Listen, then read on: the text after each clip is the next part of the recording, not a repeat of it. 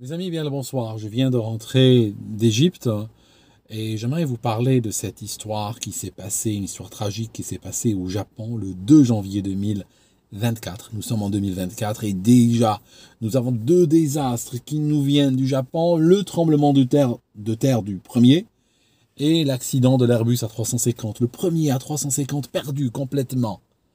Cette fois-ci, heureusement, pas corps et bien. Le A350 est perdu. Mais les passagers et l'équipage sont tous sains, sauf 379 personnes. Ils ont évacué dans l'ordre. Vous savez, c'est cette discipline nippone naturelle qui a aidé les gens à sortir vite de l'avion. Quoique, il y a beaucoup de choses à dire. Des gens félicitent l'équipage pour cette évacuation. Je ne vais pas aller dans cette direction-là. Je suis assez dubitatif par rapport à cette évacuation et je vais vous dire un peu plus au cours de cette vidéo. Alors, premièrement, vous savez, il y a une des problématiques techniques de l'aviation qui n'a pas été complètement réglée par les autorités. C'est les incursions sur les pistes. Rien que l'année dernière, la FAA aux États-Unis, ils prétendent qu'ils ont eu 90 réunions au sujet des incursions sur les pistes. Ils cherchent une solution, mais il n'y a pas de solution parfaite à ce stade. Chaque année, on a des scénarios où on se dit « Waouh, c'est passé juste à côté, t'as vu ça ?» Parfois, il y a des dégâts. Récemment, décembre 2023, c'est il y a 2 ou 3 semaines, je suis en contact avec l'un des pilotes impliqués dans l'histoire. Bordeaux. Il y a un avion d'Aéroclub, il s'aligne pour décoller. C'est le contrôleur qui lui a dit de s'aligner et d'attendre. En même temps, il autorise un Airbus A320 de EasyJet d'atterrir sur la même piste. C'est à un moment donné que le pilote du monomoteur réalise qu'il y a un avion qui lui arrive dans le dos. Il commence à réfléchir et il contacte la tour de contrôle qui ordonne à l'Airbus de remettre les gaz. Et là, le gars, il voit l'Airbus passer au-dessus de sa tête à basse altitude. D'accord? Le BEA enquête. C'est très sérieux. Parce que l'Airbus n'avait pas vu le petit avion. Sans le réflexe du pilote du monomoteur, l'Airbus aurait pu potentiellement poser sur ce petit avion et ça aurait pu causer des dégâts considérables, voire même des vies humaines perdues. L'année dernière, oui, c'est l'année dernière, je crois, en septembre, on est en Guinée. Il y a un Airbus portugais, de la TAP. Il atterrit, et figurez-vous, au milieu de la piste, il y a quoi? Il y a 2 gars sur une mobilette. Ils sont garés là, sur la mobilette, assis, et ils ne bougent pas. Quand le copilote les voit, c'est lui qui faisait l'atterrissage, c'était trop tard. Il a donné un gros coup de palonnier pour les éviter, et bam, impact. La mobilette et ses 2 occupants se retrouvent dans le moteur droit. Voilà, il n'y a pas eu de blessés ni de morts parmi les occupants de l'Airbus, on se comprend, mais les 2 gars et leur mobilette sont malheureusement passés à travers le réacteur numéro 2. D'accord? Et voilà, c'est la fin pour eux. On a eu aussi l'année dernière un avion toujours un Airbus, on est au Pérou, à Lima. Il est en train de décoller, on est en plein jour. En même temps, il y a des pompiers qui sont en train de simuler un exercice, tout ça. Ils rentrent intempestivement sur la piste et bam! L'Airbus commence à freiner, mais c'est trop tard, il ne peut pas éviter le véhicule et il tape 2 pompiers tués dans l'accident. Donc, les incursions sur les pistes sont toujours une problématique très dangereuse. Le plus grand crash de l'histoire de l'aviation, c'était celui de Tenerife, que j'ai couvert sur ce canal. C'est 2 747, l'un dans l'autre, parce que les 2 remontaient la piste dans le brouillard. Il y en a un qui arrive au bout, il fait demi-tour, alors que on lui a pas demandé de décoller. Il décolle, et puis il arrive face à face contre l'autre avion. Ça a fait près de 600 morts, une véritable boucherie. Les incursions sur les pistes sont très, très dangereuses et arrivent fréquemment. Alors, si on veut prendre la définition OACI d'une incursion sur les pistes, c'est quoi? C'est pas nécessairement, là, quand on a des veuves et des orphelins, on n'est plus vraiment dans l'incursion, là, c'est fini. On a l'abordage, l'accident, la tragédie, ce que vous voulez. L'incursion sur les pistes, c'est quand on a un objet ou un véhicule ou autre chose qui rentre de manière, ou qui est présent de manière intempestive, non désirable, sur la piste. Exemple simple. Je vous donne l'exemple le plus classique, 80% des cas, c'est comme ça. On a un avion d'aéroclub, le pilote, comme ça, est en train d'avancer. On lui dit on lui donne pas l'ordre de rentrer dans la piste ou l'autorisation de rentrer. On lui dit tout simplement d'attendre tel point d'attente. Allez au point C1 et attendez. Il arrive au point C1, il y a une barre, il y a une ligne. Il commence à freiner, ça freine un peu mal, et bam, oups, il a dépassé 2 mètres. Techniquement, c'est une incursion sur les pistes. Il est rentré sur la piste, même s'il n'y avait pas d'autres avions ni rien, il est rentré sur la piste. Ça, c'est une incursion. Voilà. Ça compte comme une incursion, c'est de catégorie D. Catégorie D, c'est, en fait, il y a plusieurs catégories. La D, c'est bon, voilà, il n'y a pas eu de danger vraiment, personne n'a été menacé. La C, c'est par exemple, on a un avion qui est en train d'atterrir, et puis soudainement, les pilotes sont assez loin, ils voient un autre rentrer, personne ne l'a autorisé. Le contrôleur les contacte, il leur dit remettez les gaz. Il dit mais c'est pas possible, mais pourquoi il est rentré lui? Je lui ai jamais dit de rentrer. Sauf que il n'y avait pas vraiment de danger parce que il y a eu une incursion, ou bien par exemple ça peut être un véhicule de pompiers ou de maintenance ou autre. Mais il n'y a pas eu de danger vraiment. Les pires catégories, c'est les B et D. Là, effectivement, c'était just. Par exemple, la B, on peut imaginer un cas où un avion est en train d'atterrir, soudainement il voit un véhicule rentrer, ils remettent les gaz, tirent sur le manche, repartent, ils disent « Waouh, tu as vu celui-là ?» Ça peut être un B. Un A, c'est à peu près pareil, mais avec des distances encore plus proches. Genre, il y a un avion qui est là, et puis soudainement, il y a un autre qui atterrit, et littéralement, il le rase avec son train d'atterrissage, il n'a même pas vu. Puis il dit « Waouh, t'as vu, il a failli nous embrocher. » D'accord? Ça, c'est A. Donc, si on regarde les chiffres de la FAA et ceux du NTSB aux États-Unis, juste pour parler, il montre que les chiffres sont... Alors, il y a une anomalie, c'est-à-dire que la FAA dit que ça baisse, le NTSB dit que ça augmente, mais bon, c'est pas grave. Bon an, mal an, on a presque une incursion sur les pistes par jour. L'année dernière, ils en ont eu exactement 365, d'accord? Comptabilisés par le NTSB. Dans 6 qui sont sous enquête, dont un qui est de catégorie A, où les avions sont passés in extremis à un cheveu l'un de l'autre. La distance est tombée à 30 mètres entre les deux, juste pour vous dire. D'accord? Et c'est un des équipages, je crois que c'est un équipage de FedEx qui a réussi à éviter le drame. D'accord? Donc, c'est récurrent. Alors, on arrive le 2 à l'aéroport d'Haneda, à Tokyo, au Japon. Un des aéroports les plus fréquentés de la région. Qu'est-ce qu'on a? On a un Airbus A350 qui est en train d'arriver pour atterrir sur la piste 34R, 34 droite. Il fait quoi cet Airbus? Cet Airbus est en train de faire un vol local, un vol intérieur. C'est des lignes domestiques. Le Japon, un archipel très étalé, ils utilisent souvent des gros porteurs pour des vols intérieurs. C'est un vol régulier, n'est-ce pas? Et il y a autre chose. Il y a un avion, un Dash 8 des gardes-côtes japonaises. Qu'est-ce qu'il fait, lui? Est-ce qu'il fait un vol régulier, lui? Non, il n'est pas là pour ça. Lui fait partie d'un dispositif qui est en train d'intervenir à cause d'un tremblement de terre qu'il y a eu la veille. Donc lui, il fait quoi? Lui, il travaille dans un contexte un peu plus tendu. Pour les pilotes du Japan Airlines, le vol 516, l'Airbus A350, ils font quoi? Ils font un vol régulier, un vol qu'ils doivent faire probablement tous les jours. Mais les gardes-côtes, eux, ils travaillent dans un contexte particulier.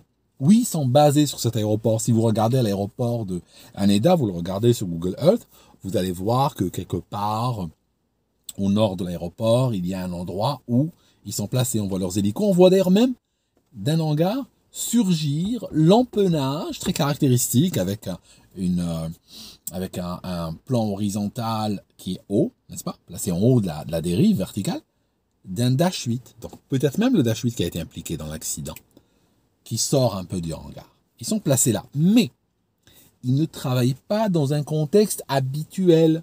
Ça signifie probablement qu'ils travaillent dans un contexte de rotation très particulière, lié à une urgence, donc peut-être qu'ils travaillent plus que d'habitude. Peut-être que les pilotes qui sont là ce jour n'ont pas l'habitude de travailler depuis cet aéroport, ou selon ses cadences, ou selon ses rythmes, juste pour vous donner une idée. Donc, on a des gens qui font la routine, et d'autres qui sont dans une mission exceptionnelle. D'accord? Donc, on n'est pas dans la même mentalité. Autre chose. Il fait nuit. Même si on est dans des conditions de vol à vue, il fait nuit. Alors la nuit, le problème c'est que tous les chats sont gris. Si vous regardez l'aéroport, il y a plein de lumières, hein, ça fait un peu sapin de Noël. Et les lumières, vous voyez des milliers de lumières, hein, l'image mentale, plein de lumières. Et quelques-unes de ces lumières, c'est les lumières du Dash 8. C'est pas évident à voir. Ça a été déjà abordé très largement en détail. Il y a une vidéo que je n'ai pas couverte, il faut que je la couvre. Il y a une fois une tragédie, c'était où? Je crois que c'est à Los Angeles, aux États-Unis, où il y avait un 737 qui s'est pris un avion qui était au milieu de la piste. Le NTSB avait fait beaucoup de tests avec des pilotes et tout. Ça ne se voit pas nécessairement. Pourquoi? Parce que on est la nuit. L'avion, la seule chose qui va le distinguer, c'est des lumières. Mais sauf que des lumières, il y en a beaucoup.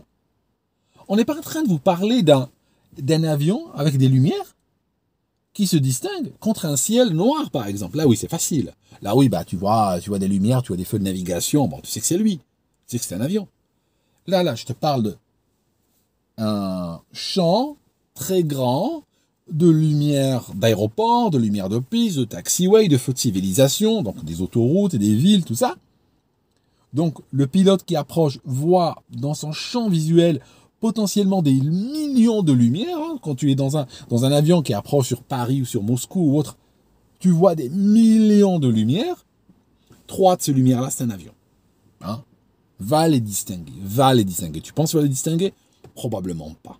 Dans beaucoup d'accidents, jamais les pilotes qui ont percuté l'avion ne l'ont vu venir, jusqu'à la dernière seconde. Donc, je disais, on a notre aéroport, il fait nuit, il y a encore autre chose. Il y a de la maintenance en cours à l'aéroport de Haneda et elle est en maintenance. Il suffit de voir les NOTAM, il suffit de voir les documents liés à cet aéroport. Et on voit que la moitié des lumières de cet aéroport sont hors service. Dans certaines jusqu'en 2025, d'autres jusqu'en mars 2024. Par exemple, il y a une barre de lumière à l'entrée des pistes, cette piste 34R. Il y a des barres de lumière à l'entrée. Okay? Sur chaque taxiway, à l'entrée de la piste, au point d'attente, il y a une barre de lumière. D'accord? Eh bien, ces barres-là sont toutes à l'arrêt. Pratiquement de l'entrée 1 jusqu'à l'entrée 14, elles sont toutes déclarées hors service. Jusqu'en mars. Donc, ça enlève un repère visuel. Parce que normalement, quand un avion est autorisé à rentrer, elle s'affiche en vert. Et puis l'avion peut rentrer. Et après, elle passe en rouge. Ça signifie qu'on ne peut pas rentrer.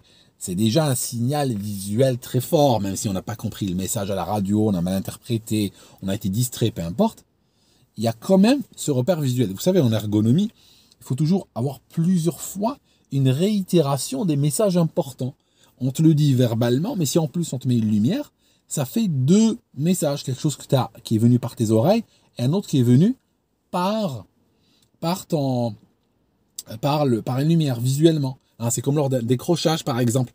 Tu as une alarme décrochage, hein, une sonnerie, par exemple, mais en même temps, tu as un vibreur de manche pour que ça donne une autre sensation tactile de cette alarme-là, de cette situation. Tout ce qui est important est réitéré de plusieurs manières.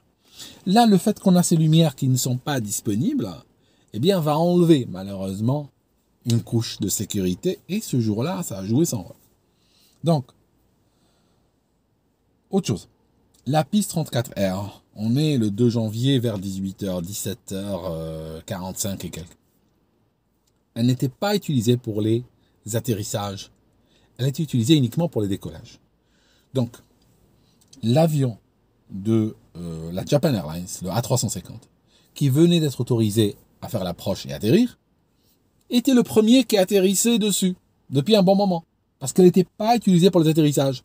Donc, notre Dash 8, un avion hélice, avec 6 personnes à bord, qui lui est en train d'arriver depuis la base des gardes-côtes, en train de remonter la piste. L'axe d'approche, il le voit vide. Pendant tout le long qu'il est en train de faire son roulage, il ne voit pas d'avion atterrir.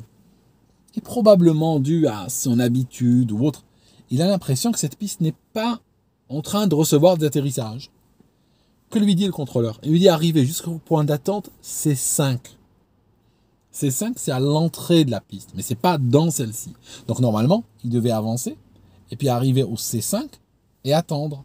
Dire voilà, je suis au C5 et attendre. Jusqu'à ce qu'à un moment donné, on l'autorise à rentrer sur la piste et décoller. Lui, ce qu'il va faire, et c'est là l'erreur grave, c'est qu'il va arriver au point d'attente C5, et il va continuer son chemin, et aller s'aligner sur la piste et attendre. Donc là, il va stationner sur la piste. Autre chose. Qui a fait ce geste exactement? Alors, sur le Dash 8, comme dans beaucoup d'avions de ligne, il y a un volant. Il y a un volant qui permet de diriger l'avion au sol, en particulier quand il faut faire des angles importants. Ce volant-là, le plus souvent, et sur le Dash 8 c'est le cas, n'existe que sur le côté gauche, que sur le côté commandant de bord. Ça veut dire quoi? Ça veut dire que très certainement, c'est le commandant de bord qui, avec son volant, était en train de diriger l'avion et c'est lui qui l'a aligné sur la piste. D'accord? Le copilote, lui, est assis à droite. C'est quoi son rôle dans ce cas-là? Son rôle, vu que normalement l'axe d'approche est à sa droite, il doit jeter un coup d'œil pour voir s'il n'y a pas quelqu'un qui est en train de s'approcher. S'il avait regardé, il l'aurait vu. Sauf que, probablement, vu que la piste tout le long n'était pas utilisée pour des atterrissages, probablement il aura échappé de faire cela. Donc il rentre, il s'aligne. Une fois qu'il s'aligne, cette fois-ci, ils ne voient pas derrière eux, ils ne peuvent pas voir derrière eux. On ne voit rien derrière un avion. Donc ils s'alignent et les attendent gentiment. Pendant 40 secondes, ils seront là.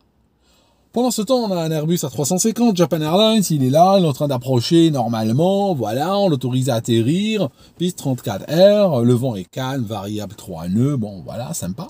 Il fait nuit, encore une fois.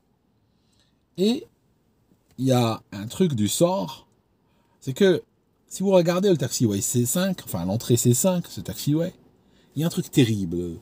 Mais bon, il y a toujours ces hasards terribles lors des crashs, bon, sinon il n'y aura pas de crash. Vous savez ce qui se passe? C'est que si l'avion à hélice avait avancé jusqu'à l'entrée C1, jusqu'au début de la piste, et s'était aligné là, l'Airbus serait passé au-dessus, il aurait atterri. Il n'aurait pas touché. Ça aurait été une grave incursion, catégorie A, mais il n'y aurait pas eu d'accident. Sauf que, vu que notre avion à hélice n'a pas besoin de toute la longueur de la piste, 34R qui fait 3300 et quelques mètres, on ne va pas le mettre tout au début de celle-ci. Hein, c'est pas un 747, c'est pas un A380. On va lui demander de rentrer en C5. C5, comme par hasard, c'est pratiquement l'endroit visé par les avions pour atterrir.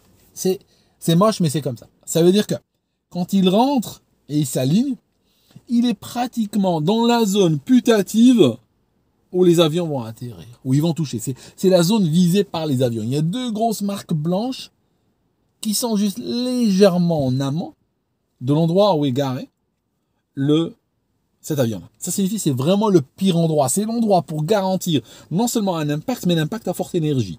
Parce que ça aurait été plus loin, peut-être qu'avec un peu de chance, il y aurait un impact avec moins d'énergie. Ça aurait été plus en avant, il serait passé au-dessus. Mais là où il était, c'est garanti qu'il va l'écraser, ça c'est sûr.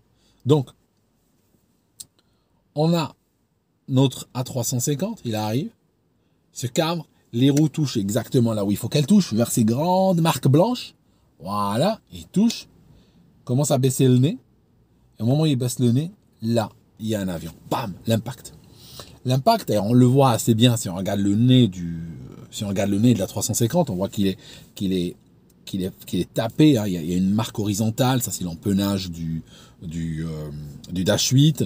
Il y a des marques verticales, ça c'est la dérive verticale. On voit bien qu'il a tapé un truc en T, hein, ça se voit. L'explosion est immédiate. Les réservoirs vont se déchirer, tout ça, et ça va créer un incendie énorme. Et notre avion A350 va glisser le long de la piste. Dans le Dash 8, bon, il y a 6 personnes, il y a 5 morts. Le commandant de bord, gravement blessé et vivant. Et lui pourra peut-être donner sa version. Parce que c'est lui qui a fait rentrer l'avion sur la piste. D'accord? Vu que le volant est de son côté uniquement. Le contrôleur n'a rien vu. D'accord? Le contrôleur qui est censé voir n'a rien vu. Mais vous savez, il y a eu, dans le cas dont je vous ai parlé, c'est je crois un USR aux États-Unis dans les années 90, un crash qui a ouvert les yeux sur ces problématiques.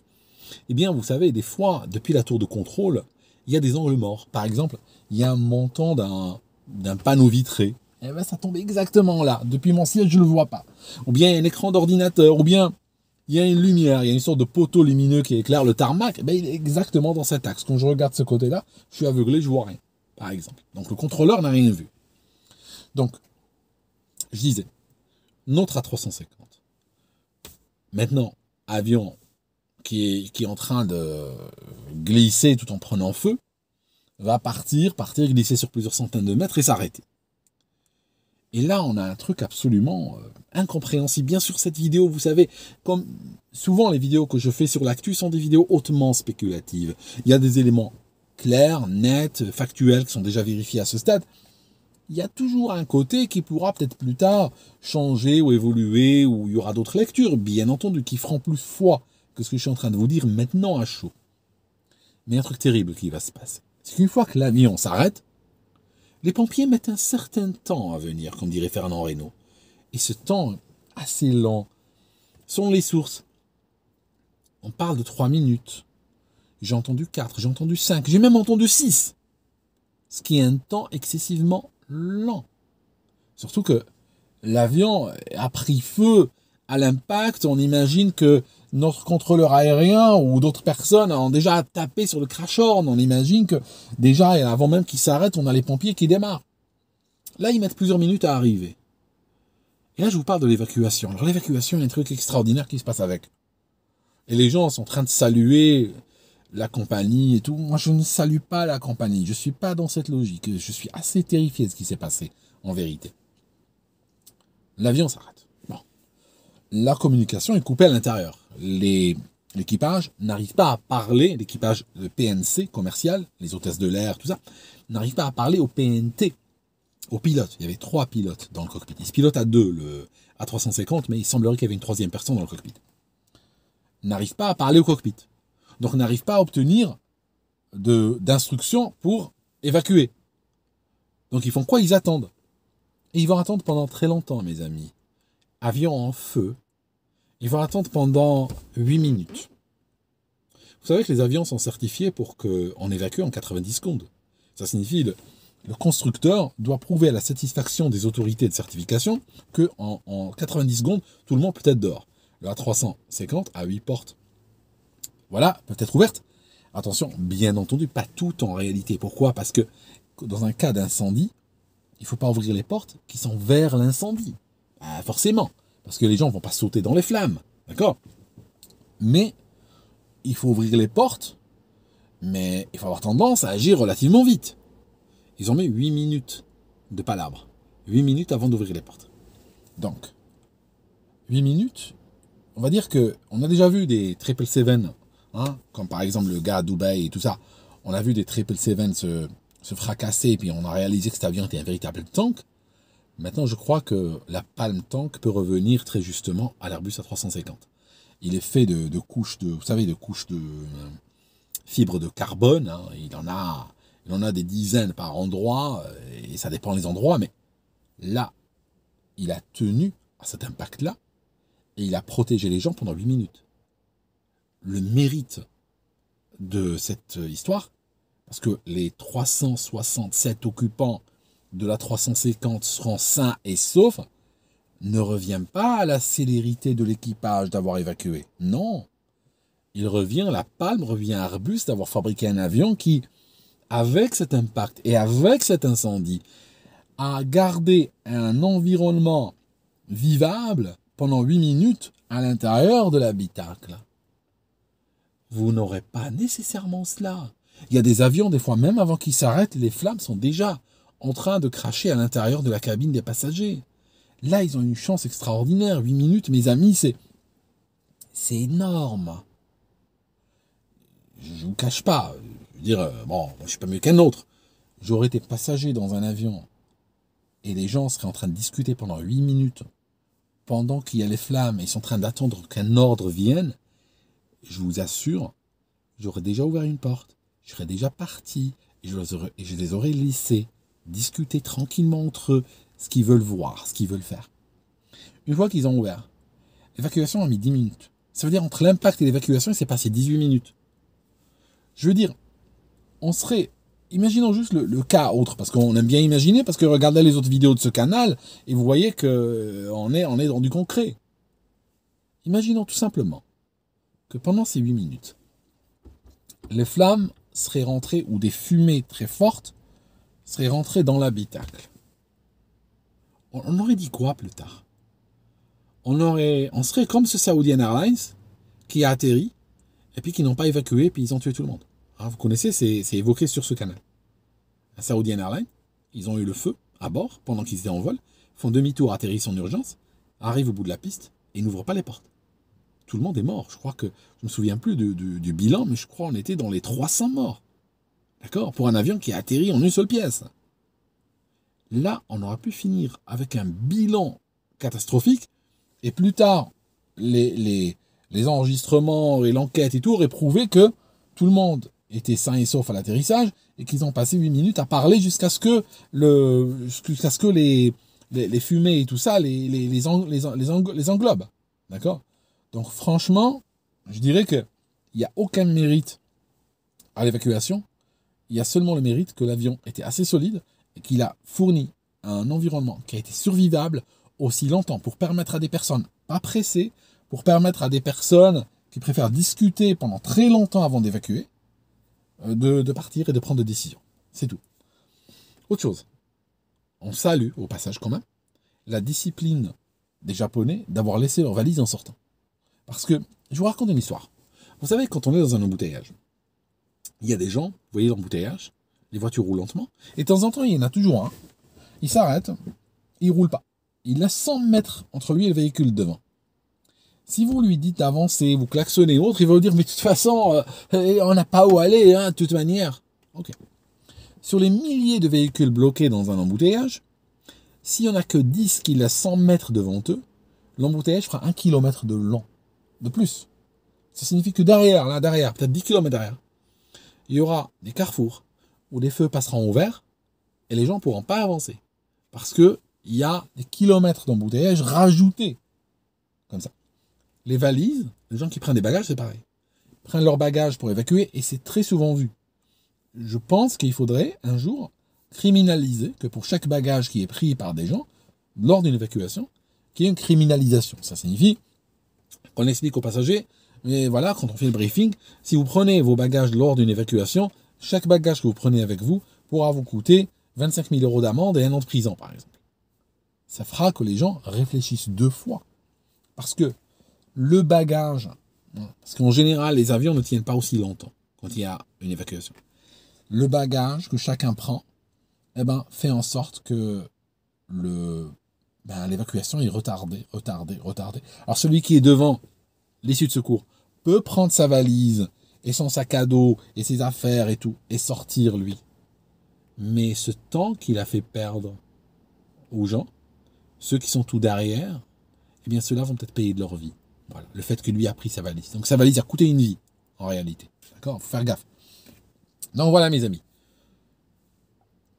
Cet accident a causé 367 survivants, on va dire, dans l'Airbus. Tout le monde a survécu. Première perte d'un Airbus à 350. Avion très solide, semble-t-il, aujourd'hui. Le Dash 8 a été détruit. Sur les 6 personnes, il y a 5 morts. Le commandant de bord a survécu. Et puis, bon, voilà, les autorités enquêtent. On en saura plus quand un rapport d'accident bonne et due forme sortira. En attendant, je vous parlerai d'autres choses dans les prochaines vidéos. À très bientôt.